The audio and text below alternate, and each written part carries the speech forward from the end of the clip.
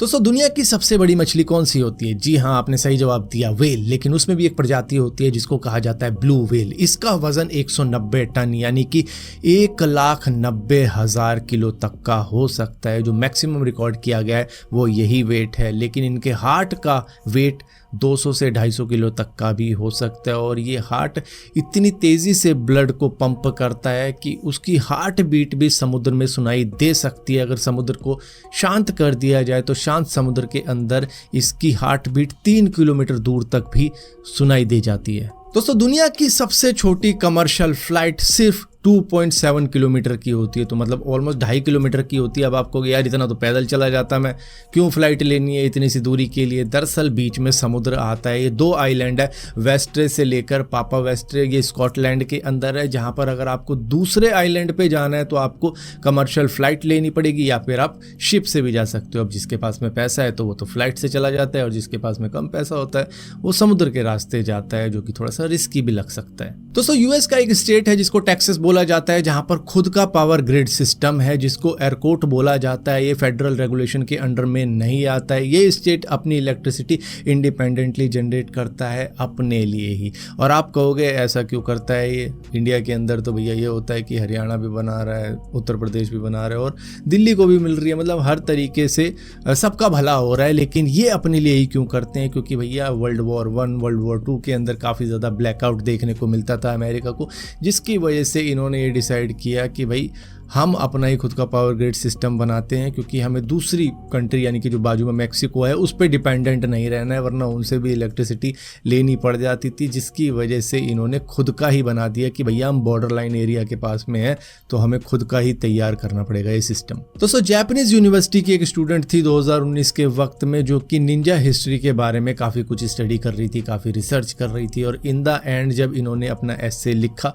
Ninja technique के बारे में तो इन्होंने उसको भी निंजा टेक्निक में ही लिख डाला, इनविजिबल इंक से लिख डाला। जिसके बाद में टीचर हैरान कि अब इसको पढूं कैसे, क्या लिख दिया तुमने? जिसके बाद में इन्होंने बताया मैंने निंजा टेक्निक से निंजा एस्से लिखा है। जिसके बाद में उसको हल्का सा हीट करके ही देखा प्रोफेसर ने, तभी मालूम चला कि भैया इन्होंने सोयाबीन एक्सट्रैक्ट का यूज़ किया है, खुद की ही इन्वेंशन कर दी और उसके बाद में उससे एस्से लिखा। और जब उसको हीट किया गया तभी वो हल्का हल्का दिखना चालू हुआ। तो प्रोफेसर ने इनको अवार्ड भी दिया और टॉप मार्क भी मिले, और इसी के साथ साथ इनको एक निंजा टेक्निक कंपनी के अंदर जॉब भी मिल गई। दोस्तों 2018 के वक्त में इटली ने एप्पल पर $10 मिलियन का फाइन लगाया था, और उसके बाद में सैमसंग पर $5 मिलियन का फाइन लगाया था। ये दोनों ही टॉप की ब्रांड है स्मार्टफोन के मामले में और आज के वक्त में भी यही राज करती हैं। लेकिन इन्होंने उस दौर में ऐसी सॉफ्टवेयर अपडेट देनी शुरू कर दी थी जिसकी वजह से आपका फ़ोन स्लो हो जाता था, और स्लो होने के बाद में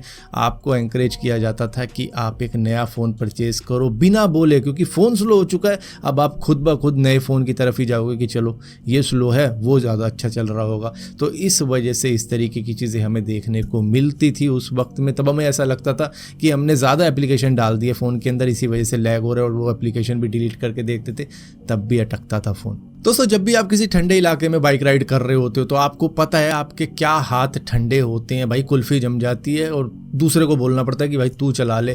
तो इस तरीके की चीज़ों को देखते हुए कंपनी ने BMW जो खास तौर पे है उन्होंने हीटेड ग्रिप का भी इनोवेशन ले आए थे। तो आप जब चलाते हो तो आपके हाथ गर्म रहते हैं, आपको थोड़ा सा मतलब ग्लव्स से गर्मी मिल जाती है और थोड़ा बहुत हीटेड ग्रिप से गर्मी मिल जाती है।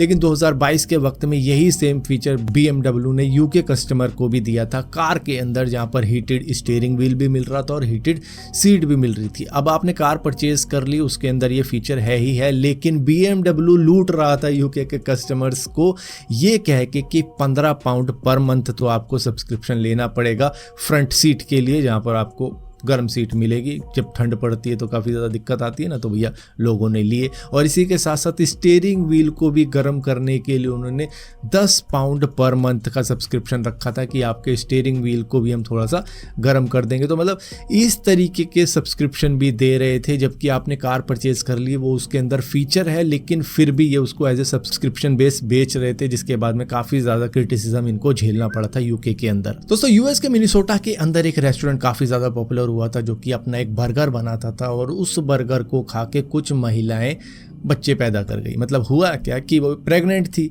अब प्रेग्नेंट महिला ने खा लिया वो बर्गर, और बर्गर खाया तो उनको लेबर पेन स्टार्ट हो गया उसी को खाने के कुछ टाइम बाद ही, और उन्होंने फिर बच्चा भी डिलीवर कर दिया हॉस्पिटल के अंदर। तो जिसकी वजह से रेस्टोरेंट काफ़ी ज़्यादा पॉपुलर हुआ, और जो 9 महीने की प्रेग्नेंट लेडीज़ थी उन्होंने इनका बर्गर भी खाना शुरू कर दिया। इनके बर्गर का नाम इन्होंने रखा लेबर इंड्यूसर, ताकि मतलब इस बर्गर को खाएंगे लोग और लेबर पेन जो स्टार्ट होना चाहिए बच्चे होने से पहले वो ये कर देता है काम। तो जिसकी वजह से बहुत ज़्यादा वायरल हुआ था इंटरनेट के ऊपर, और इनको महिलाएं खाने पहुंची थी जो कि 9 महीने की प्रेग्नेंट हैं कि भैया हमने बर्गर खाया, अब पेन हो रहा है, चलो आज बच्चा डिलीवर हो जाएगा अच्छी तरीके से।